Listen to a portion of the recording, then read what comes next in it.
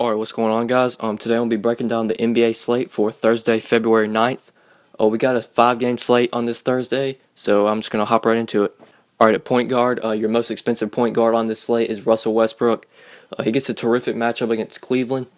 Kyrie Irving is one of the worst defenders in the league, and this is definitely a matchup where Russell has 70 to 80 point upside. I don't think you have to pay up for Westbrook on this slate, but he definitely is going to be on my radar. It is a 5-game slate, so he will probably be highly owned, and this is a solid matchup. Definitely look towards Westbrook for cash games. Tournaments, you can get cute and fade him, but for cash games, I would probably lock in Westbrook. Like I said, it's a 5-game slate. He'll be highly owned, and if he goes off and you don't have him, your lineups are pretty much screwed. So definitely like Westbrook. I think he's the top stud on this slate. Under him, you got Isaiah Thomas against Portland. This is a pretty solid matchup for Thomas, but he is overpriced in my opinion. He does rely on scoring to get the fantasy points, so Thomas doesn't really get peripherals. He has to score over 30 real-life points to even be close to hit value. I don't really like rostering Thomas because of that, so he's probably not on my radar, but he's definitely in play. He definitely has over 60-point upside. Damian Lillard against Boston, that's a terrific matchup. Isaiah Thomas is one of the worst defenders in the league. You can definitely look towards Lillard. He's relatively cheap at only $43. He has over 50-point upside against Boston. Like I said, Isaiah Thomas is a terrible defender, so this is definitely a matchup Lillard should excel in. Kyrie against OKC, that's a solid matchup. Westbrook, not really a great defender. You can definitely look towards Kyrie if you want to pay down, but for me, I'm probably going to try and pay up for Westbrook. You got Kemba Walker against Houston. That's a solid matchup. Houston plays at a pretty fast pace, but you will have to deal with Patrick Beverley defense. Patrick Beverley is one of the best on-the-ball defenders, so definitely would have to watch out for that, but this is a solid matchup. Houston does play at a fast pace, so you can definitely look towards Kemba.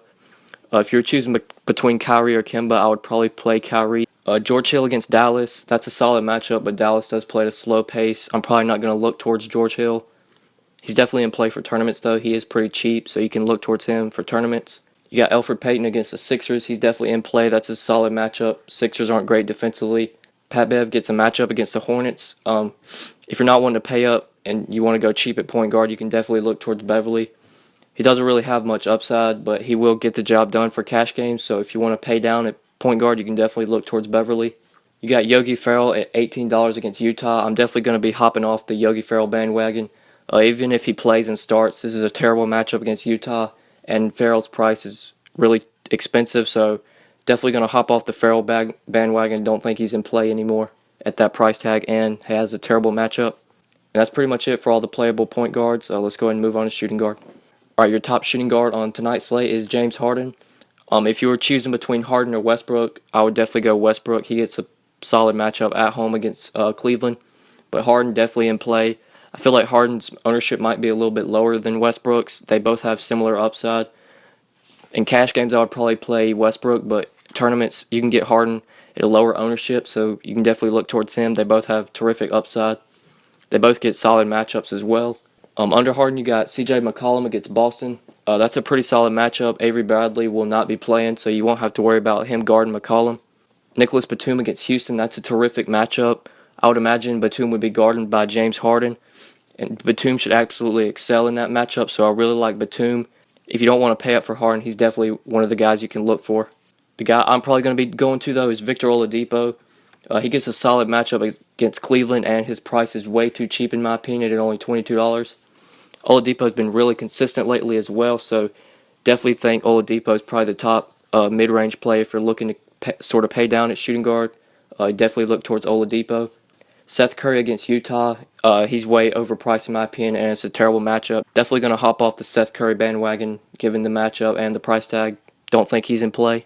You got Eric Gordon against Charlotte. That's a pretty solid matchup. You can definitely look towards Gordon if you want to pay down at shooting guard. Same goes for Fournier. You can definitely look towards him. If you're going to play cash games and you're paying down at shooting guard, definitely go for Gordon for cash games. But for tournaments, they both have a pretty big upside given their matchup. So I like both of them for tournaments. They both have over 30 to 40 fantasy point upside. But cash games, I'd definitely go Gordon. He's just been way more consistent.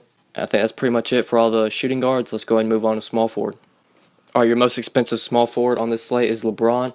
He gets a solid matchup against OKC. Now, I am recording this the night before, and I'm not sure they were saying that LeBron might be rested for this game. I saw on Twitter that he was going to play Wednesday night, and there was a chance he could rest Thursday night. And I'm recording this the night before, like I said, so there is a chance he rests. Right now, it doesn't have him as resting. The Cavs game is going on as I'm recording this video.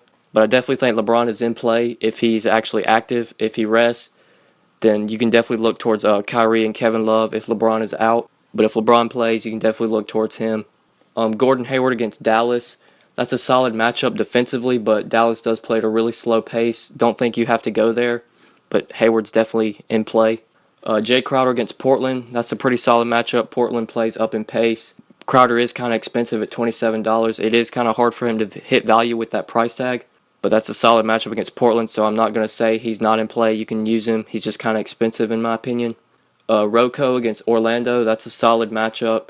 Definitely think he's in play. He's also kind of expensive, but you can definitely use him against Orlando. You got Trevor Ariza at $20. He's definitely underpriced for this matchup. Definitely like Ariza for cash games. He should be able to get you over 25 to 30 fantasy points. He does play heavy minutes, so I like Ariza given his price tag. He's a good cash game option if you're not wanting to pay up. You got Wesley Matthews at the same price. He gets a matchup against Utah. I would definitely play Ariza over Matthews if you're wanting to go there. Matthews does have a little bit more upside, but this is a bad matchup against Utah. Definitely look towards Ariza for cash games, but Matthews, if his shot's falling, he can definitely have upside for tournaments. And if you're wanting to pay down at small forward, you can definitely look towards MKG. He gets a terrific matchup at home against Houston. Houston plays at a very fast pace. Definitely think MKG's in play. He's actually been really consistent lately. So definitely like MKG if you're wanting to pay down at small forward. And that's pretty much it for all the small forwards. Let's go ahead and move on to power forward. All right, your most expensive power forward on the slate is Kevin Love. He's definitely in play against OKC. OKC really doesn't have anyone that can guard Love. So I definitely like Kevin Love if you want to pay up at power forward. Under him, you got Harrison Barnes. Barnes has been consistent all year, but this is a bad matchup against Utah. Don't think you have to go to Barnes. I'd either pay up for Love or try and pay down, find some better plays. So yeah, don't think Barnes is in play for this matchup.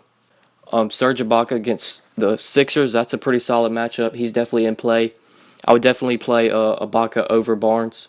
If you're wanting to go towards that price range, I would look Ibaka over Barnes. Under Ibaka, you got Ersan. Same goes with Barnes. I would definitely look towards Ibaka if you're wanting to choose from these three. Ibaka is probably the better play out of these. I would probably rank them Ibaka, Ilyasova, Barnes. I don't really like Barnes in this matchup, but Ilyasova's fine. Orlando's not great defensively, and they play at a pretty fast pace, so you can look towards Ilyasova. But I would just try and find the extra dollar and pay up for Ibaka. Ryan Anderson against Charlotte. That's a solid matchup, but I'd only play Anderson in tournaments. He is risky when it comes to cash games because if his shot's not falling, then he won't do much. But when his shot is falling, he can definitely put up 30 to 40 fantasy points. The two guys I really want to touch on, though, are Marvin Williams and Frank Kaminsky. I think both of them are terrific plays. Cody Zeller is currently questionable for this game, I believe. So Frank Kaminsky, if he starts, he's a terrific play. He's probably the best value play on this slate if Cody Zeller is out and Kaminsky starts. In the two games that Kaminsky started with Zeller out, he put up 23 and 35 fantasy points and played over 30 minutes. So if Zeller doesn't play, you can definitely look towards Kaminsky. He's probably going to wind up being the best value play on the slate. And Marvin Williams has been really consistent lately. He's also a solid value play if you want to pay down its power forward. Like I said, he's been really consistent lately. In his last 4 games, he's put up 22, 21, 40, and 27. He gets a terrific up-and-pace matchup against Houston. Definitely like Marvin Williams and Frank Kaminsky at cheap end. And that's pretty much it for all the power forwards. Let's go ahead and move on to center. All right, your most expensive center on this slate would be Joel Embiid, but he's expected to be out for this game. So your most expensive center is Rudy Gobert. He gets a pretty decent matchup against Dallas. They're not great defensively, but they do play at a slow pace. I think you can use Gobert in cash games because he always manages to hit value, but I don't really think he has much upside in this matchup. But right under him, you got Al Horford. Horford's probably where I'm going to target.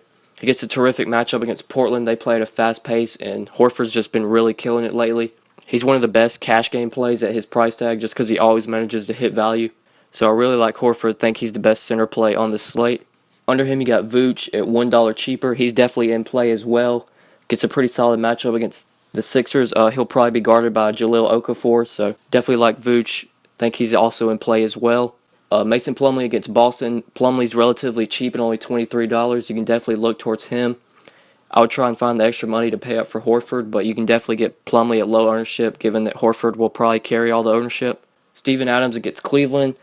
That's not a great matchup. Tristan Thompson's actually a pretty good defender, but Adams has been playing heavy minutes with Enes Kanter on injured reserve, so you can definitely look towards Steven Adams. He'll play heavy minutes, and he's relatively cheap at only $21, so he should easily be able to hit value. The guy I would target, though, if you're wanting to pay down at center is Clint Capella. Capella is way too cheap at only $17 based on his recent production. In his last 5 games, he's put up 20, 24, 36, 25, and 31 fantasy points. He gets a terrific matchup against Charlotte. Frank Kaminsky's not a great defender, and Capella should absolutely dominate on the board, so I really like Capella. I think he's a lock for a double-double in this matchup. If you're not wanting to pay up at center, or if you want to play 2 centers on this slate, I could definitely see you playing Horford and Capella together. I think Capella is probably the way you should go if you're looking to pay down at center. You could also look towards Tristan Thompson at the cheap end. His price is only $14 on Yahoo, and he's really been hitting value lately. I definitely think you should probably pay up for Capella, but if you're looking to really go cheap at center, you can look towards Thompson. Like I said, Joel Embiid is not expected to play in this game, so Jahlil Okafor will probably get the start. And anytime he starts, he usually manages to hit value, and he's pretty cheap. He started tonight against San Antonio, and he currently has 24 fantasy points at about the end of the third quarter. He gets a solid matchup against Orlando, so if you're not wanting to pay up at center, you can definitely go towards Okafor, given the price tag, and should play over 25-30 minutes. And that's pretty much all the center plays. Here's the lineup that I constructed for tonight. Alright guys, so this is my lineup for Thursday, February 9th. If you guys have any comments or questions, please be sure to leave them down in the comments and I'll answer them. I appreciate you guys watching the video. Please like and subscribe. If you never want to miss out on a video, please be sure to click the bell icon next to my YouTube name. That'll notify you whenever I upload a new video, so be sure to do that if you never want to miss out on a lineup. But anyways, thanks for watching guys, and we'll see you in the next video. 10,000.